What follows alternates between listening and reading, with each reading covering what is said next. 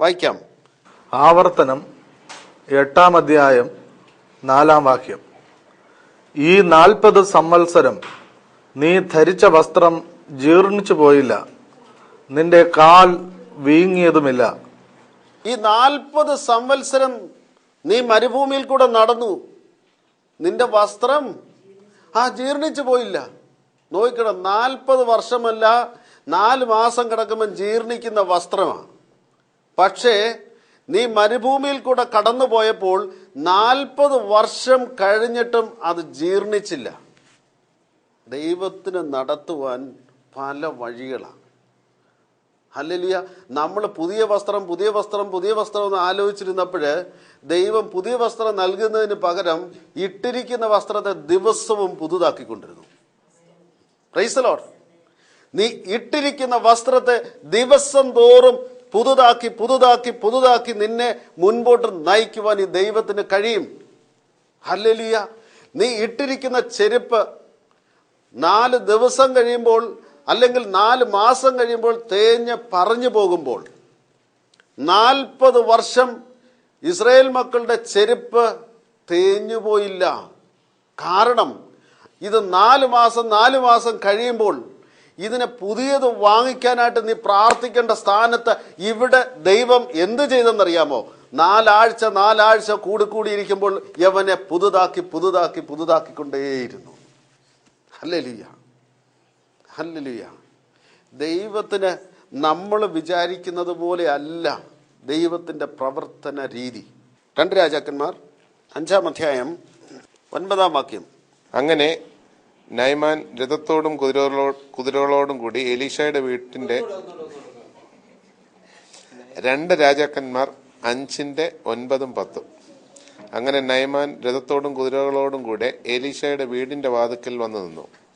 എലീശ ആളയച്ച്, നീ ചെന്ന് യോർദാനിൽ 7 പ്രാവശ്യം കുളിക്കുക, അപ്പോൾ നിന്റെ ശരീരം പൂർവ്വസ്ഥിതിയിലാകും, നീ ശുദ്ധനാകും എന്ന് പറഞ്ഞു. ഇവിടെ നയമാൻ ഒരു രാജ്യത്തെ ഉന്നത പദവിയിലുള്ള ഒരു ഉദ്യോഗസ്ഥൻ. അവന്റെ ഒരു രോഗം വിട്ടുമാറുന്നതിനായിട്ട് എലീശ പ്രവാചകനെ കാണുവാനായിട്ട് കടന്നു വന്നു. അവൻ കുതിരപ്പട്ടാളവും സന്നാഹങ്ങളുമായിട്ട് എലീശയുടെ വീടിന്റെ മുമ്പിൽ വലിയ ആഡംബരത്തോടെ കടന്നു വന്ന് നിന്നു. ഒരുപാട് പരിവാരങ്ങളും അകമ്പടി സൈന്യവുമായിട്ടാവും കടന്നു വന്നത്. എന്നാൽ നമ്മുടെ എലീശ പ്രവാചകൻ എന്ന് വെച്ചാൽ ഇരുന്ന് പ്രാർത്ഥിച്ചുകൊണ്ടിരിക്കുകയാണെന്ന് കരുതുക. അകത്ത് പ്രാർത്ഥിച്ചുകൊണ്ടിരുന്ന എലീശ എന്ത് ചെയ്തു? ഒരു ഭൃത്യനെ പറഞ്ഞു വിട്ടിട്ട് ഒരു ജോലിക്കാരനെ പറഞ്ഞു വിട്ടു. ഈ നയമാന്റെ അടുത്തേക്ക് പറഞ്ഞു, നീ യോർദാനിൽ പോയി ഒന്ന് കുളിക്കാൻ, 7 പ്രാവശ്യം ഒന്ന് മുങ്ങിക്കുളിക്കാൻ. ഹല്ലേലൂയ.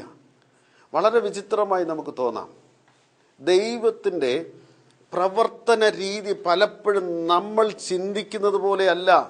നമ്മൾ ചിന്തിക്കുന്നത് പോലെ പ്രവർത്തിക്കുന്ന ഒരു ദൈവമല്ല. നമ്മൾ വിചാരിക്കും ഇതെങ്ങനെ സാധിക്കും, ഇതെങ്ങനെ നടക്കും എന്ന് ചിന്തിക്കുമ്പോൾ തന്നെ ദൈവത്തിന് പ്രവർത്തിക്കുവാൻ ഒരുപാട് വഴികളുണ്ട്.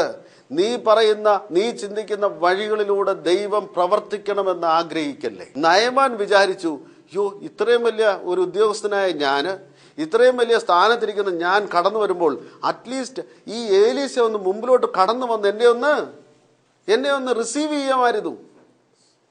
ഇത് വെളിയിലോട്ട് കടന്നു വന്നില്ല എന്ന് മാത്രമല്ല, ഒരു ജോലിക്കാരനെ പറഞ്ഞു വിട്ടിട്ട് പറഞ്ഞു, നീ ഒന്നും പേടിക്കേണ്ട, നേരെ യോർദാനിൽ പോയി 7 പ്രാവശ്യം കുളിക്കാൻ പറഞ്ഞു. നമ്മളോട് ദൈവം പലപ്പോഴും പറയുന്നത്, നീ രാവിലെയും വൈകിട്ടും ഓരോ അധ്യായം ഒന്ന് വായിക്കാനായിരിക്കും. കോടികളുടെ പ്രശ്നം തീരാനായിരിക്കും നമ്മൾ ദൈവത്തിൻ്റെ സന്നിധി വന്നിരിക്കുന്നത്. അപ്പോഴാ ദൈവം പറഞ്ഞ്, നീ രാവിലെയും വൈകിട്ടും ഓരോ അധ്യായം ഒന്ന് വായിച്ച് ഒന്ന് മെഡിറ്റേറ്റ് ചെയ്യുക. എനിക്ക് 15 കോടിയുടെ കടമുണ്ട്, അല്ലെങ്കിൽ 15 കോടി രൂപയുടെ ആവശ്യമുണ്ട്. ഓരോ അധ്യായം വായിച്ചാൽ തീരുമോ ഈ വിഷയം? ഓരോ അധ്യായം വായിച്ചാൽ ഈ വിഷയം തീരുമോ എന്ന്? ഹല്ലേലൂയ. ചിന്തിച്ച് നോക്കിയേ. വളരെ സിമ്പിളായിട്ട് നയമാന്റെ അടുത്ത് പറഞ്ഞതുപോലെ നീ യോർദാൻ നദിയിലെ കലക്ക വെള്ളത്തിൽ പോയി 7 പ്രാവശ്യം കുളിക്കാൻ പറഞ്ഞാൽ എന്ത് വിരോധാഭാസമാണ്. നമ്മുടെ ജീവിതത്തിൽ പലപ്പോഴും ദൈവം പറയുന്നത് ഇങ്ങനെയാണ്. നീ ഓരോ അധ്യായം ഒന്ന് വായിക്കാനേ പറയുന്നുള്ളൂ. അതൊന്ന് പഠിക്കുവാനേ പറയുന്നുള്ളൂ. ഹല്ലേലൂയ. നിന്റെ 15 കോടി 20 കോടിയുടെ പ്രശ്നം തീർക്കുവാൻ ദൈവത്തിന് ഒരു വിഷമവുമില്ല. പക്ഷേ പലപ്പോഴും നമ്മൾ ഈ നയമാനെ പോലെ ഇതുകൊണ്ടൊന്നും വിഷയം തീരത്തില്ല. വേദപുസ്തകം വായിക്കും, രാവിലെയും വായിക്കും, ഓരോന്ന് വായിക്കാൻ പറഞ്ഞാൽ നമ്മളൊരു 3 എണ്ണം വായിക്കും. രാവിലെയും വായിക്കും, ഉച്ചയ്ക്ക് സമയം കിട്ടുമ്പോൾ ഒന്ന് വായിക്കും, വൈകിട്ടും വായിക്കും. പക്ഷേ ഇതിൻ്റെ കൂടെ എന്തും കൂടെ ചെയ്യും, മറ്റേ പരിപാടിയും കൂടെ ചെയ്യും. ഇതൊന്ന് സോൾവ് ചെയ്യാനായിട്ട് ആരെയൊക്കെ വിളിക്കാൻ, കിട്ടുന്ന നമ്പറുകളിലൊക്കെ വിളിക്കും, കിട്ടുന്ന ആൾക്കാരെയൊക്കെ ഒന്ന് കാണും. ഏതൊക്കെ രീതിയിൽ അവനെ ഒന്ന് സോൾവ് ചെയ്യാനായിട്ട് ആരെയൊക്കെ പോയി കാണണമോ അതെല്ലാം ഇതിൻ്റെ കൂടെ നടക്കും. ഇതിൻ്റെ കൂടെ ബൈബിളും നമ്മൾ പഠിച്ചിരിക്കും. വേണമെങ്കിൽ ഏലീശായ്ക്ക് പുറത്ത് വന്നിട്ട് ഇവനെ വലിയ ഭവ്യതയോടെ വന്ന് കണ്ട് ഇതൊന്നും പേടിക്കേണ്ട, കുറേ വാചകമൊക്കെ അടിച്ച് അവനൊരു ചായയൊക്കെ കൊടുത്ത് ഇനി യോർദാനിൽ പോയാൽ കുളിച്ചാട്ട് എന്ന് പറഞ്ഞു വിടാം. ഏലീശായ്ക്ക് അതിന്റെ ആവശ്യമൊന്നുമില്ല. ആവശ്യക്കാരൻ നീയാ. നിനക്ക് മനസ്സിലാക്കാമെങ്കിൽ പോയി ചെയ്യുക, ഇല്ലെങ്കിൽ എന്റെ വാടിന് പോകും. അവൻ തന്നെ പുറത്തു വന്ന് അടുത്തു നിന്ന് തൻ്റെ ദൈവമായ യഹോവയുടെ നാമത്തെ വിളിച്ച് പ്രാർത്ഥിച്ച് തൻ്റെ കൈ സ്ഥലത്തിന് മീതെ ആട്ടി ഇങ്ങനെ കുഷ്ഠരോഗിയും സൗഖ്യമാക്കും. ഇങ്ങനെ ആട്ടുമെന്ന്, ഇങ്ങനെ ആട്ടി സൗഖ്യമാക്കുമെന്നാ വിചാരിച്ചത്. എന്താ പറഞ്ഞേ? ഉടനെ അവൻ പറഞ്ഞു, ദമ്മേശക്കിലെ നദികളായ അബാനയും പർപ്പരും ഇസ്രയേൽ ദേശത്തിലെ എല്ലാ വെള്ളങ്ങളെക്കാളും നല്ലതല്ലയോ? എനിക്ക് അവയിൽ കുളിച്ച് ശുദ്ധനാകരുതോ എന്ന് പറഞ്ഞ് അവൻ ക്രോധത്തോടെ പോയി. നോക്കണം, നയമാന്റെ ആ ബാലിശമായ ചിന്തയെന്ന് കണ്ടു നോക്കി. എന്നാൽ അബാനയും പർപ്പരും നല്ല തെളിഞ്ഞ വെള്ളമുള്ള നദികളാണ്, എനിക്ക് അവിടെ പോയി കുളിച്ചുകൂടെ? എനിക്ക് അവിടെ പോയി കുളിച്ചാൽ കുറച്ചുകൂടെ ശുദ്ധനായിരിക്കത്തില്ലേ? അപ്പം ശുദ്ധി എന്താണ്? ദൈവത്തിൻ്റെ വചനം അനുസരിക്കുന്നതാണ് ശുദ്ധി. Praise the Lord. അല്ലാതെ ഈ ലോകത്തിലെ കലക്കവെള്ളം കണ്ടിട്ട് അത് അശുദ്ധി എന്ന് പറയരുത്. ദൈവത്തിൻ്റെ വചനം നീ അനുസരിക്കുന്നതാണ് നിന്റെ ശുദ്ധി. കലക്കവെള്ളം ആയിക്കോട്ടെ, യോർദാനിലെ വെള്ളം കലക്കമായിക്കോട്ടെ, നീ പേടിക്കണ്ട. നിന്നോട് ദൈവം അവിടെ ഒന്ന് മുങ്ങുവാൻ പറഞ്ഞോ, നീ ഒന്ന് മുങ്ങി നോക്കിയേ. 2 രാജാക്കന്മാർ 5-ാം അധ്യായം 13-14 വാക്യങ്ങൾ. എന്നാൽ അവൻ്റെ ഭൃത്യന്മാർ അടുത്തു വന്ന് അവനോട്, പിതാവേ, പ്രവാചകന്മാർ വലിയൊരു കാര്യം നിന്നോട് കൽപ്പിച്ചിരുന്നുവെങ്കിൽ നീ ചെയ്യാതെ ഇരിക്കുമോ? പിന്നെ അവൻ, കുളിച്ച് ശുദ്ധനാക എന്ന് നിന്നോട് കൽപ്പിച്ചാൽ എത്ര അധികം എന്ന് പറഞ്ഞു. അപ്പോൾ അവൻ ചെന്ന് ദൈവപുരുഷന്റെ വചനപ്രകാരം യോർദാനിൽ 7 പ്രാവശ്യം മുങ്ങി. അവൻ്റെ ദേഹം ചെറിയ ബാലന്റെ ദേഹം പോലെയായി. അവൻ ശുദ്ധനായി തീർന്നു. Praise the Lord.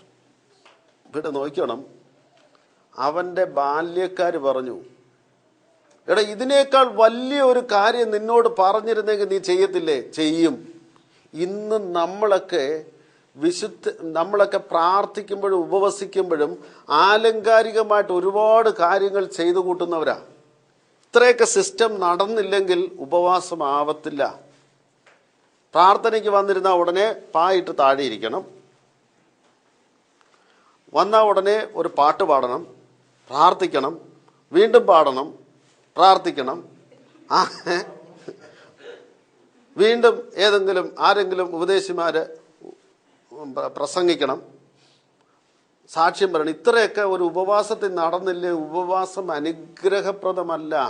നമ്മുടെ ചിന്ത എങ്ങനെയാണ്? Praise the Lord. നമ്മുടെ ഉപവാസം പലപ്പോഴും ഇങ്ങനെ ചില അച്ചടി ഭാഷകളിലൂടെ ഒരു സിസ്റ്റമാറ്റിക്കായിട്ട് കടന്നു പോയെങ്കിലേ അത് ഉപവാസത്തിന്റെ എഫക്റ്റ് ഉണ്ടാക്കൂ എന്ന ചിന്ത. പക്ഷെ അങ്ങനെ ഒന്നുമില്ല. നമ്മുടെ ദൈവത്തിന് അങ്ങനെ ഒന്നുമില്ല. അങ്ങനെ ഒരു ഹാർഡ് ആൻഡ് ഫാസ്റ്റ് റൂളൊന്നും ദൈവം വെച്ചിട്ടില്ല. നിന്റെ ഹൃദയത്തിന്റെ ആറ്റിറ്റ്യൂഡാണ് പ്രധാനം.